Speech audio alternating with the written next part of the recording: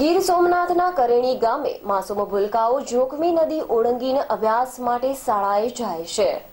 ત્યારે ચોમાસાની ઋતુના 4 મહિના રૂપેણ નદીનું પાણી વહેતું હોવાના કારણે બાળકો અને વાલીઓએ જોખમ ખેડી પાણીમાંથી પસાર થવું પડે છે।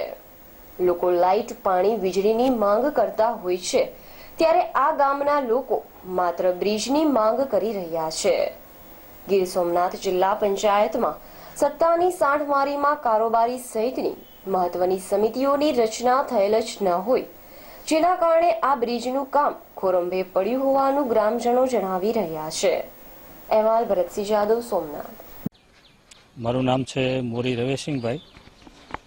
હું ગીર ગઢડા તાલુકાના ભારતીય જનતા પાર્ટીના ઉપપ્રમુખ છું અને અમારા ગામની અંદર છેલ્લા 20 વર્ષથી આજે આ પાણીની સમસ્યા છે। વારંવાર પૂરની માગણી મૂકવા છતાં પણ હજી સુધી કામ કોઈ જાતનું ચાલુ કરવામાં આવ્યું નથી અને આ વખતે પણ રજૂ કરવામાં આવ્યા ત્યારે પણ એ લોકો એવું કહે છે કે જિલ્લા પંચાયતની રચના થયા પછી કારોબારીની રચના થાય તો જ નાણાકીય વહીવટ થઈ આવી શકે છે।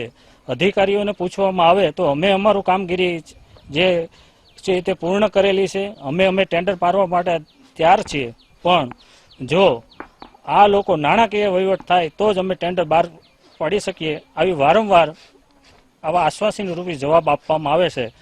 તો આજે તમે જોઈ શકો છો કે પાણીની સમસ્યાને હિસાબે આજે બાળકો છેલ્લા 10 વર્ષથી એટલા બધા હેરાન થાય છે અને વારંવાર પાણી આવવાને હિસાબે બાળકોને હિસાબે 5 થી 7 લોકો મૃત્યુ પામ્યા છે। તો આ સમસ્યા કાયમી હલ થાય અને આનું કંઈ નિવારણ આવે એવી માગણી છે અને આના માટે પૂરેપૂરા પ્રયત્ન અધિકારીઓ કરે અને આ માગણી અમને સંતોષાય।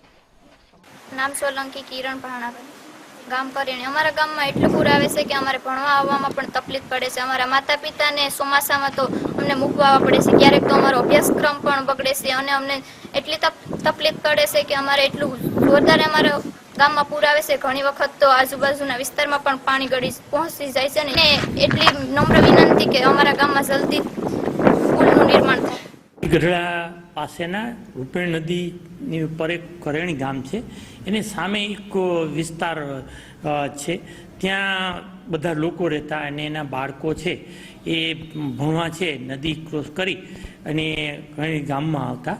તો જ્યારે ચોમાસામાં પાણી ભરાઈ જાય ત્યારે સિંચાઈ ખાતાનો એક જૂનો ચેક ડેમ છે, એની પાળી પરથી મોટા લોકો તો ચાલી શકતા હતા, પણ બાળકોને ઓવરફ્લો થતું હોય ત્યારે મુશ્કેલી પડતી હતી।